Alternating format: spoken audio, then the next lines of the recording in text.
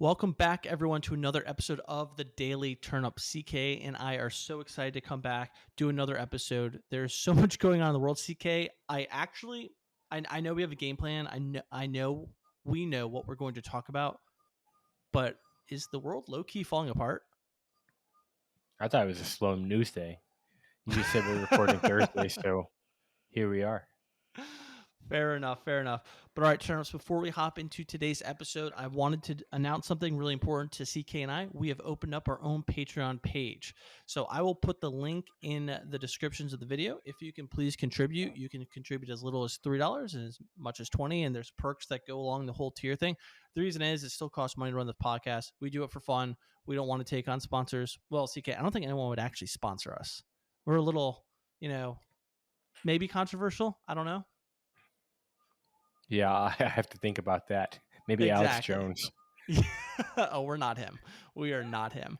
But anyways, if you can throw $3 our way, help us pay the bills to keep this going, the equipment, the software, the platforms to push everything on, that would be amazing. And we're also on Spotify and Apple iTunes and wherever you get your podcasts. So I guess we're more official. So that's pretty cool.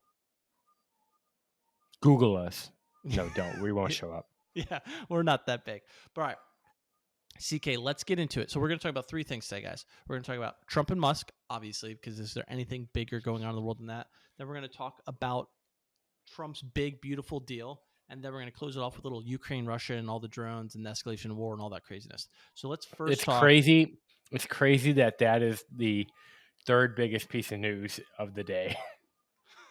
I know, right? We're about to start World War III. Ukraine's about to not be a country anymore, and we're not leading with that. Okay, so let's get into it. So over the past few days, the relationship between Elon Musk and President Donald Trump has deteriorated rapidly, and I think that's being very kind, culminating in a highly publicized feud between the two of them. And so pretty much started, I think, 2 days ago. So I think it started around June 3rd. Elon Musk criticized Trump's spending bill, where Musk publicly denounced the One Big Beautiful Bill Act, labeling it a disgusting abomination due to its substantial spending and elimination of electric vehicle tax credits. So, that's going to hurt Elon's bottom line. He's not hurting for money, but he likes being the wealthiest person in the world. But I do think it actually began when Elon officially left Doge and working for Trump and kind of went back to his own businesses. And I think that was the actual first, public thing that started happening. All right, so bring us to today. Trump expressed disappointment during a press conference with the German Chancellor, addressing Musk's criticism, stating, "Eli and I had a great relationship. I don't know if we will anymore." He accused Musk of turning against the bill only after learning about the cuts to EV subsidies. Musk responded on X. So Musk refutes Trump's claims, asserting that he was never shown the bill and that it was passed hastily without adequate review. He posted, "False. The bill was never shown to me, even once, and was passed in the dead of night so fast that almost no one in Congress could even read it." And there have been a few Congress people on the Republican side, obviously the Democrats, that have basically said, "Yeah, honestly, I haven't read it. So shame on you for not doing your freaking job." Musk suggests new political parties. So Musk initiated a poll on X, asking followers if it's time to create a new political party that represents the 80% in the middle class. That is nothing new and nothing special. I think most Americans believe we should become a multi-party country. Then President Trump responded by claiming he asked Musk to leave the administration and threatens to terminate government contracts with Musk's company, stating Elon was wearing thin. "I asked him the easiest way to save money is to terminate Elon's government," meaning all the subsidies, all the money that goes to SpaceX and Elon's overall businesses. Then Musk said, in light of Trump's statements, Musk declares that SpaceX will begin decommissioning. So another shot. Then responding to the Post, suggesting Trump's impeachment and to be replaced by Vice President J.D. Vance, and Musk simply says yes. Then Musk posted on X, "Time to drop the really big bomb. At real Donald Trump is in the Epstein files. This is the real reason they have not been made public. Have a nice day, DJT." And then finally, following the public feud, Tesla stocks basically crashed, losing approximately $150 billion in market value. So, CK, I think there's some things I missed in there. Basically, I think a lot of things happen behind closed doors. It got brought out to the public. There's tweets, there's statements. Basically, Trump's like, hey, you left. I'm taking all your contracts. We don't need you. And Elon's like, hey, I got you elected. Anyone that doesn't support me, you're going to get replaced. And by the way, you were Jeffrey Epstein's friend and you're in those files, which is why you won't release them. And I don't want you to be president anymore. So, CK, dude, what the hell's going on, man? This is wild. This is like reality TV show with the Kardashians, except it's the world's richest person and the president of the United States. That's not supposed to happen. Yeah, MR. This is crazy. Although a lot of people have called it. To be fair, the Democrats have said this is going to happen. It seemed like more wishful thinking, and they were like grasping at straws. I think the one who really hit it on the head was Thomas Massey, who called it, and he called why it would happen. March 28th in an interview, he said, we're at a collision course, and I'm paraphrasing, but he said it's like three cars coming down an intersection don't realize they're going to hit. One of them is Congress with Mike Johnson driving. One of those cars is Trump, and one is Doge. And really what he was getting at is Elon is for cutting waste, and Congress isn't making any signs of balancing the deficit. So I would say not totally out of nowhere. The other thing Elon has been tweeting is, I think my favorite part is tweets from Donald Trump's like from 2012, and we're saying like Donald Trump saying we have to balance the budget. We have to balance the budget, and Elon's replying, where's this guy? Where'd he go? I'll vote for this guy. And, even Mike Johnson in 2023 saying, this bill is too high. We need to balance this budget now. Yeah.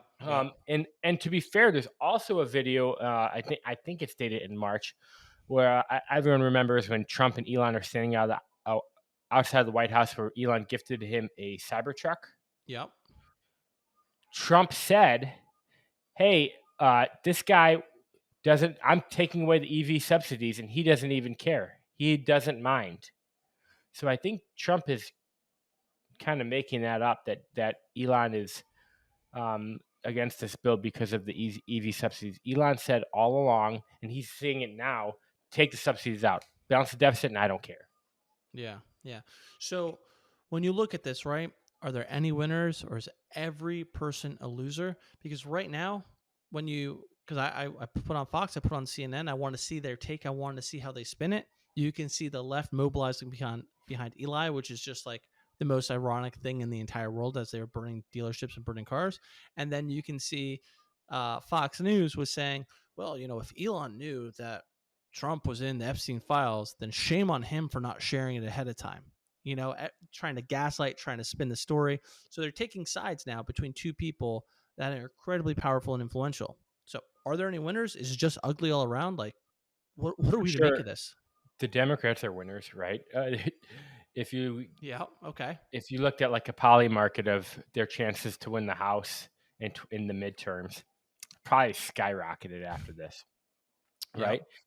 Elon's going to actively campaign against the rhinos, against Mike Johnson, against Dan Crenshaw, who I like to call one-eyed Mitch McConnell. Now, I'm turning into Donald Trump every day. No, against Dan Crenshaw, against Corman, against Thune, like these rhino Republicans who are in favor of this big, beautiful bill and adding $2 trillion. Elon's going to campaign against them, and I think the party's going to be so divided that who's going to win is the Democrats. So they're licking their chops right now. They love what they see. Another winner, I would say, is Thomas Massey and Rand Paul, and really the Libertarian Party in total. Libertarian, if I had to guess from what I'm seeing, most people most conservatives are siding with Elon. They're saying you promised a balanced budget, and now you're changing your tune, and you ran on this. This is what the people want, and so Thomas Massey is more famous today than he's ever been. Rand Paul is more famous than he's ever been. So the Libertarian Party, I think, and those are the two probably faces of it, even though I think they're technically conservative. They're gaining traction over this. They've never had someone in their corner like Elon Musk. They've always been pretty small, pretty tiny. You had Ron Paul, but they never had the richest man in the world saying they are right. And I will say the other thing is the Libertarian Party, for every election in the 21st century, it's been like Lucy pulling the football from Charlie Brown. You had the Republicans running on fiscally conservative, balancing the budget. And the Libertarians saying, okay, we support that. We'll vote for you. Lucy pulls the football. They spend more than the Democrats. And then you have the Democrats running on, we'll end the war. No more wars. And Libertarians like, we'll support you. And then Lucy pulls the football again. And, we're in Iraq and Afghanistan for 20 years. So, like, they really came to support Donald Trump and thought this was the final time. Like, now we're getting it right. Nope. They're pissed over the big, beautiful bill. And I think they might get more. If there ever was a time for third party, it's a third party backed by the richest man in the world. I mean, sure, but people were calling for a third party back when Hillary and Trump were running, and they're like, "Oh, these are two terrible options." Granted, they were right, and it's only been terrible options since then. But I have two questions. I want to get into the big, beautiful bill, but before I do that, sticking with winners and losers, right? Obviously, Trump's a loser, big time. I mean, Fox News, his party is going to rally behind him, paint Elon as the villain. Very easy play to call. Yeah, we didn't talk. Trump's a loser. I think JD Vance is a loser. It hurts his chances. Hurts his chance as a runner-up. The party's divided, and definitely the Republican Congress, big losers because they're going to get split and fractured. And so it's so funny when the beginning of the week happened, a tragedy happened with the incident that happened out in Colorado, where the terrorist, illegal immigrant, I think illegal Muslim is what it was, set fire to peaceful protesters. Was throwing Molotov cocktails. Yep. And it's like, oh, wow, this is going to be the biggest W for Trump. He's going to be able to play off this. It's going to be all over the headlines. He's going to run on this, be like, hey, this is why I'm trying to get rid of illegals. Like, this is why we have ICE, blah, blah, blah. And I'm like, oh, wow, this is going to be a really big week for him. And that headline is gone, and that headline is going to disappear. So I think Trump's a huge loser. I do also think that Elon is a huge loser, and what's the expression? You cut your nose to spite your face or whatever. And I think it's that. I know he has all the money, and I know with Tesla stock price going down, it's a drop of water in the bucket. It's not the end of the world, right? But I think the issue is he's losing allies. The left may be like, oh, yeah, come back over here, Elon. But that relationship is like Antonio Brown going to the Patriots or whatever team that he has an episode on. It's only a matter of time. And Elon doesn't forget either, right? And he's already burned bridges with Republicans. And so if his only allies left are like, oh, let's create a third party, or I have some libertarians that support me, I feel like Elon very quickly is going to find himself alone on an island. And it's probably not a good thing. Maybe, MR. But he's not a politician, so he doesn't need to gain votes. And you could say, well, yeah, but you need allies. It doesn't for matter. what? I mean, I guess for government contracts, maybe. But you know what? Oh, definitely. Ask Bezos how that turned out when they went with Microsoft and not AWS. But who is doing what SpaceX is doing? Who's his competition? Who are they going to? Jeff Bezos, Blue Origin. Yeah, Virgin with Russell. What's his last name? Russell. The dude that owns like Virgin. I know what you're talking about. Yeah. It's not Russell Brand. That's the other guy. No. Simmons. No. All right, move on. Yeah, Google that. That's what I freaking thought. I was going to, but I don't. I think, possibly slightly a loser in this, but not as much as Trump, not as much as the Republican Party as it stands, because Russell Branson. Richard Branson. That's why I was messed up. I was like, I'm the problem. So now I lost my train of thought. No, yes, but Trump's a bigger loser than Musk.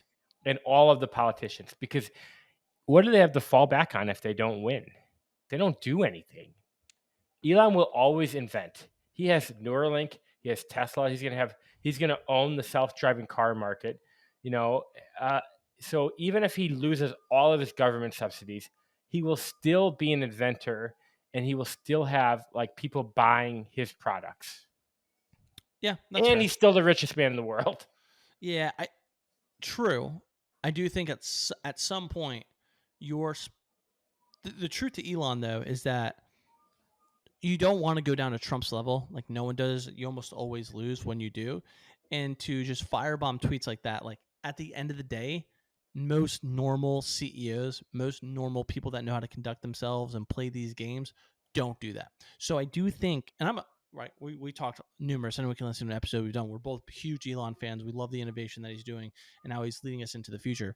But I do think it's fair to say, like, he's on brand with just posting a million different X's or tweets, whatever it's called. But it's He also is on brand. it's not a good look. And at some point that is going to hurt him. Maybe so, but I think the only thing Donald Trump cares about is his legacy and how he'll be remembered as a president. And this would completely derail. I mean, And you also don't want Trump to be your enemy. Like that's it just would, like the dude doesn't play by yeah, the rules. but it would divide the party, one, and then like if they lose midterms and Congress takes it, the Democrats take Congress, Trump's effectively Screwed. over as president. Everything Yeah. is done. Everything is voted no. And I think Trump doesn't see, like, when we could talk about who's right and who's wrong, we can switch because that's how I want to frame winners and losers and then who's right and who's wrong. I don't think Trump realized, like, I think he's so he wants the stuff he wants, and that requires money. He wants a border wall. He wants a higher military. He wants all these things that requires money, and so he doesn't want the budget to be balanced until after he's gone. Yeah, pretty much. He wants to spend money. He wants to give tax cuts. And I think some of the tax cuts actually make sense. You know, like if you Sure. can not tax on tips, I think that's actually pretty awesome, especially for those that like live off tips. I think that's really awesome. Whatever. Right. There's some things that make sense, but it's too much. It's too extreme. So yeah, let's pivot right now into the big beautiful bill. And so you and I are both probably the most avid people about reducing our deficit. And I think it comes down to it's either money's real or money's not real. And if money's not real, then the budget doesn't matter, the deficit doesn't matter. You can just go into a computer, hit a bunch of zeros, or you can be like China, EU. We actually don't owe you money anymore. And you just wave your hand, and that debt is gone. But I think we saw after COVID, and we just spent a cajillion dollars in like we saw the effects of inflation, what it did to the working class. It So then you play the ruined game. people. Money is real. Yeah, and I mean that's what happens when you print more money. What happens when you go into debt? You have to print money to pay off that debt. And then you print more money, and then each dollar becomes worth less. Like you can't CK, say, like, there's in been the game of so Jeopardy, many. for $1,000, what defeats empires? National debt, dude. Defeated the Romans. It hurt the Germans. Was it the Romans? It was Did Romans. it defeat? Like the We're My Republic collapse, hyperinflation. The point is, national debt is one of the leading causes of destroying nations. Even the British Empire realized that. Oh wow, we're broke after World War II. We're done colonizing the world. It is you are outspending your means, and to your exact point, if you continue to print, your money becomes worthless, your valuations decrease, and people can't buy anything. And it gets exponentially worse because not only does your money become more worthless, the money you're paying just to pay off the interest of your debt becomes higher and higher. So now you're spending money on nothing. Yep. And we're spending now $1 trillion a year just on interest off of our debt, which is disgusting. Yeah, that's 1/6 of our budget is just, and not 1/6 of our budget, and 1/4 of our revenue is just paying off the debt. So it can't happen. It can't continue. we will cease to exist as a country. We'll see hyperinflation sooner or later. And guess what? Inflation is a tax on the poor more than anybody else, right? Because the rich have Yep. assets, they have houses, they have stocks. Those things usually increase with inflation. The Yeah. poor, they're not spending their money on assets, they're spending their money on milk and groceries, and there's very little savings that they're putting into assets or stocks or retirement. So they're seeing their cost of living go up and their wages aren't following. Yeah. So if you talk about the most like regressive and unfair, it's inflation. Yeah. No. I mean, I couldn't agree anymore. And it seems pretty clear now that this bill will not pass. Like, I'd be incredibly shocked if this bill passed. I actually could not believe it actually will. So, very intrigued what they're going to do for the next bill, what they're actually going to cut, and what they're not going to cut in order to. You know what? Let me pause right there. What I really want to say is, it's so great, CK, having the average person actually give a shit about our national debt. It is. For the Libertarian longest time, Party, that's why they're a winner for the first time in 25 years. think about it, man. When was the last time Fox, CNN, Vox, Wall Street Journal, anybody really was like, yeah, national debt, number one priority? It has never been the hill to die on, and Exactly. it might be now. I hope it is. That's probably the And biggest winner. The American people opening their eyes and being like, wow, national debt fucking sucks. now we'll see what happens. You're right, because either way, if we give a bill that balances the budget, you're not going to get one Democrat to vote for it, and you're not going to get any of the Rhino Republicans to vote for it. Yeah. Well, if Elon is as serious as he is and he doesn't get assassinated, then maybe he can kick those rhinos out. But yeah, exactly. I think it would It be might be too late to worthwhile. your point. Yeah. But I think it'd be worthwhile to give either a balanced budget, or I'd like even more, every single piece of legislation individual on its individual bill. So if we're talking about Department of Education, it gets an individual bill. Department of Defense, individual bill, and we'll run, and that will get voted on. I like that. And that's something Thomas Massey again is calling for. So that Is that your boy? we know Thomas Massey right now, he's big in my book, but.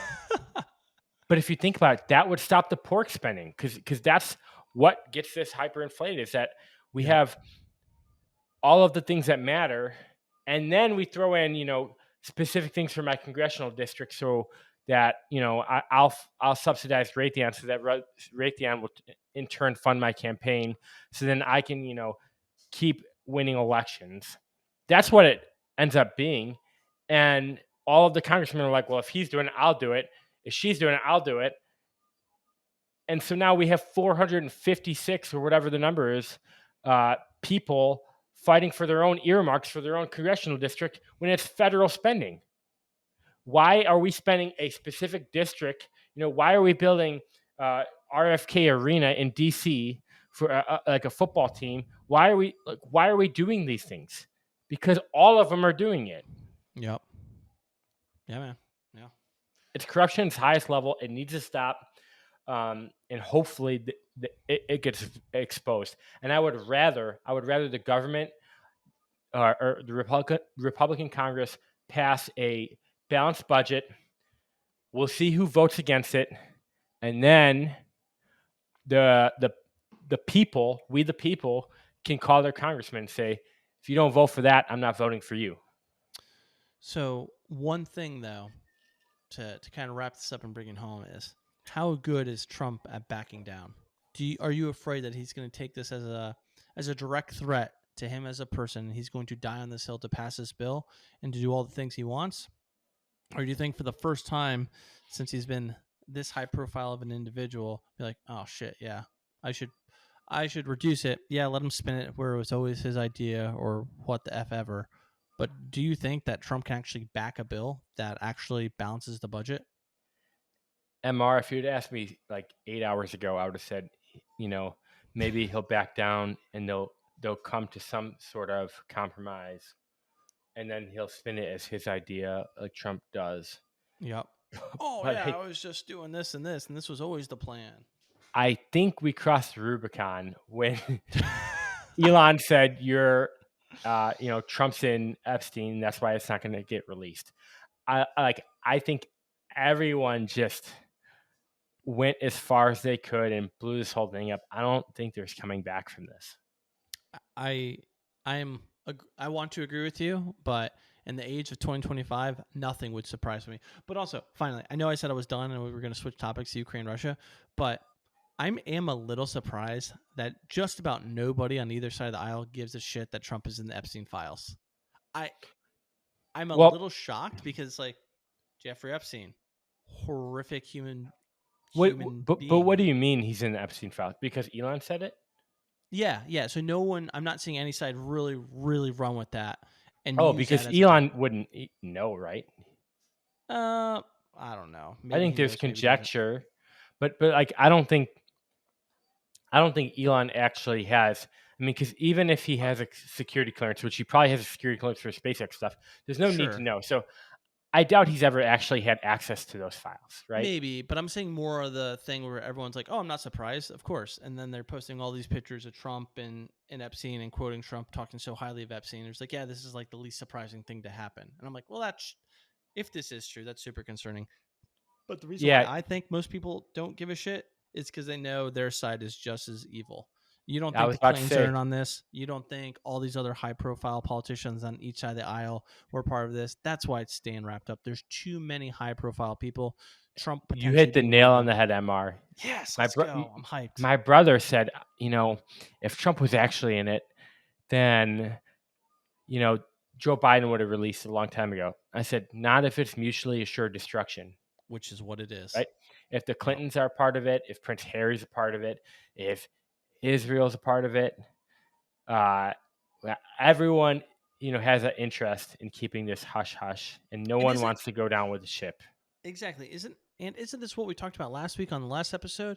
Is that Democrats, Republicans, up until Trump, it was the same party, just wearing different colors, just pushing the agenda that they want, pretending that they were different to get the American people feel like that it's not like a modern day monarchy, right? Modern You day pr- like oligarchy.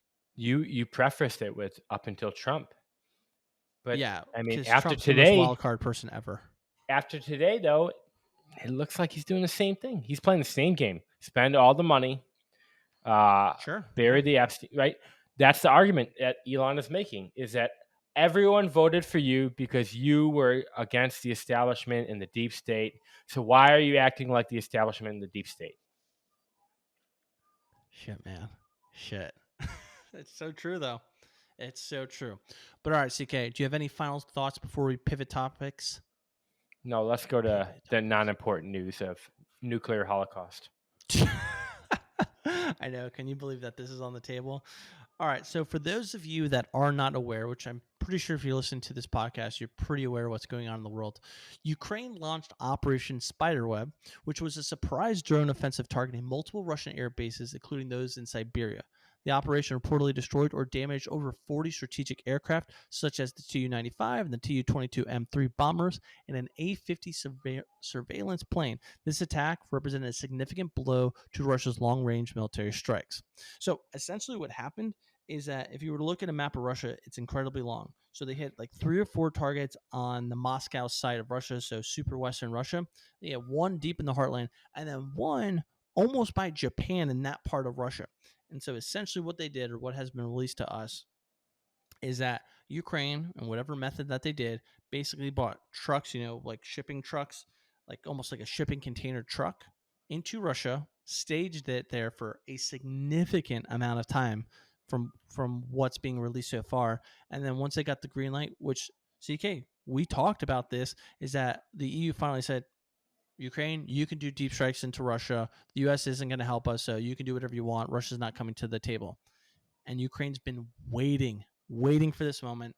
They released their spider web, they're freaking hundreds of drones, and they just are flying into the planes and blowing them up, which is wild for a million different reasons. But the ability for them to pull it off, I think, is absolutely insane. So, bottom line, they did a lot of damage to Russians' strategic aircraft, long range capabilities, and honestly, to Russia's psyche. Like they were attacked deep in their heartland. They were never expecting that.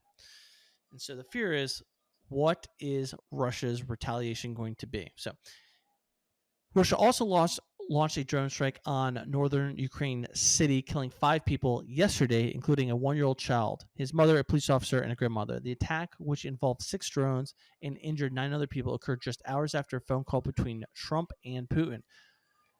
In another Ukraine city, another drone strike injured 19 people, including a child, a pregnant woman, and elderly woman. Kiev also came under a wave of Russian drone attacks, with explosions reported across the city and drone fragments causing fires in multiple districts. And now we are seeing ongoing conflicts. CK, before we started recording, I might be able to pull it up right now as I'm talking, is that Russia launched another massive attack through Ukraine. And so we're seeing drone, we're seeing cruise missiles, we're seeing different types of missiles coming through. Now, this is first being reported, so there may be some misinformation in there. Maybe they're not using a specific missile. Maybe it's all drones. We'll find out probably tomorrow morning when we wake up exactly what was dropped. So we don't need to get into the specifics of that. The point is, I think after Ukraine did their very deep strike into Russia, the whole world was like, yeah, that was badass. You did an amazing job. And then the whole world was like, So, shit, dude, are we about to go to nuclear winter? Is Russia just going yeah. to be like, fuck you? I'm going to launch every single nuke and end your country because you did something that to us crossed the line. Yeah. I think there's some scary parts to this. One, Trump and the White House said they had no idea this was going to happen. I do believe that. However, Oh, CK's Conspiracy Corner, you had Lindsey Graham and Mike Pompeo visiting Ukraine last weekend.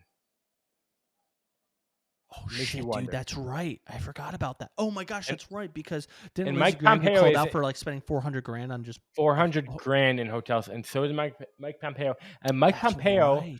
has no official capacity. And he's not in Trump's cabinet. He's not a politician. And in fact, Trump stripped him of a security clearance. So if there ever was conspiracies of like a deep state running the world, in lieu of Trump, it wasn't a good look. Dude, I completely forgot about that shit, dude. You're right, man. Yeah. So that begs the question: did they know, and what did they have to do with this? Also, like a lot of people are saying, "What are you doing, Ukraine? We were talking about peace, and you just blew up the peace talks." And then another thing I saw sources saying that a lot of what Ukraine hit was an airplane graveyard, and I saw sources saying they only actually destroyed 13 functional um, aircraft. Oh, Now, really? yeah, I mean, it could be. It's so hard to know what's true and what's not true. I think the propaganda of both sides are, hey, Ukraine's like biggest airstrike ever. We killed it, and Russia's like not a big deal. You actually didn't. So it's really hard to know, you know, quid est veritas, what is truth. It's hard to tell because both sides, just have the propaganda machines pumping. So everyone was holding their breath. You're right, and I would say if this is Russia's retaliation, everyone's like, it's almost like a sigh of relief. They messed up, Ukraine, but no nukes are spent, right? So you're saying Ukraine messed up by doing deep strikes, and the only way they mess up is if Russia finally takes their hand and puts it on the nuclear button, which they're capable of. Which I think if that were to happen, then honestly, if the U.S. was in the right state of mind and the rest of the world was, it would be like, all right, full on war with Russia. Let's try and stop them potentially before launching anything else. I mean, the question is, was Ukraine serious about peace talks? Did they want this I think to at end? first they were serious.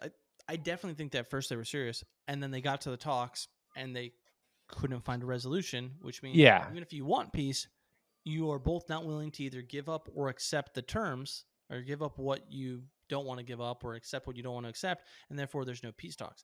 And that's where we are, CK. And I think that's the problem. And what we went back and we talked 2 months ago when you and I were just like, all right, when it comes to Ukraine, Russia, yep, feel for the Ukrainian people. What Russia did was absolutely wrong. They shouldn't have done that, regardless if you think NATO encroachment and you follow that line of thinking. It's what is the end state? Like Yep. when you go into something, the United States' biggest problem is we get into shit without knowing our end state. Afghanistan, Iraq, Vietnam, pick whatever you want. When it comes to Ukraine, what is the end state? And the end Correct. state seems is that Ukraine's not going to accept losing anything in the war that it's lost. And Russia's like, well, we've conquered this. We're not giving it back. Yeah. And then there's the whole Crimea thing, too. So if either side is willing to budge, this may drag on for years and years and years until one side does not have the means anymore. Whether enough people die, you lose public support, the money's not there. It could be another Afghanistan of 20 years of just brutal grinding it out. If you ask me, the end state for Ukraine right now, I mean, they had a fork in the road, and one side was peace talks, end it now, and yet because the United States wants peace talks, and the Yep. other side of the fork was or is delay for 4 years, and if the Democrats win, we're back in action, baby. We can win this thing with no compromise. Yep. I think that's I think that's the play, right? To push off, and maybe not even 4 years, maybe 2 years, right? Who holds the power of the purse is Congress. If Congress wins, if the Democrats win the midterms, they can keep the funding. The money train is back on, and Ukraine can just continue to wear Russia down. So there were two options. It was side with Trump's America now, which means compromise and end this war, or hold off. You just have to wait off Trump's second term and then move on. So if that's the line of thinking, and I do think that is a line of thinking, I don't see why Russia doesn't just go, all right, man, we'll do everything short of nuclear weapons and just start leveling cities and giving you no opportunity. Isn't that what we're seeing right now, MR? Potentially right now. Yeah, it just started. So like that might be what's I know. happening. I really hope it's not fake news, because then people are gonna be like, "You guys are idiots. Why are you talking about this?" It's like happening right now. So You I might don't be know. speaking it into existence. Oh, I don't want to speak that into existence. I don't want that on my conscience. But the point, if that's the line of thinking, then all right, doing deep strikes into Russia, if the EU gives us the okay, EU's 100% supportive of Ukraine, then why wouldn't they do that if Russia's not going to use a nuke? Now, again, the difference is they were targeting aircraft. Now, not even people in the aircraft, right? They're attacking equipment. It's very different if you're trying to start leveling St. Petersburg, right? It's very different if you're dropping, drones into busy cafes in Moscow and you're trying to mess with the Russian psyche.